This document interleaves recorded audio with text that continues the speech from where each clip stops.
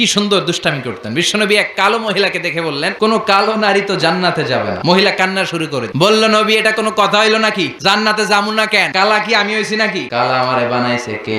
আল্লাহ। আবার ধলা আমনেরে বানাইছে কে? আল্লাহ। তিনি বানিয়েছে, তো আমার দোষ কি? ওই মহিলা কান্না শুরু করে দিয়েছেন, নবী আপনি বলেছেন 4টা কাজ করলে জান্নাতের 8টা দরজা খোলা সব নারীদের জন্য। 1 হলো যে নারীরা নামাজ পড়বে, 2 হলো রোজা রাখবে, 3 হলো স্বামীর কথা শুনবে, 4 হলো পরকিয়া না করে সতীত্বের হেফাজত করবে। 4টা কাজ করলে জান্নাতের 8টা দরজা খুলে দিবে কে?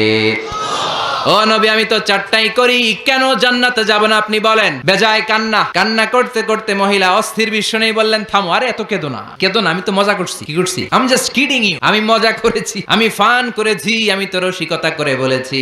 তুমি যখন জান্নাতে যাবা তখন এরকম কুচকুচে কালো থাকবা না, তোমাকে পূর্ণিমার চাঁদের মতো সুন্দরী বানায় দিবে কে?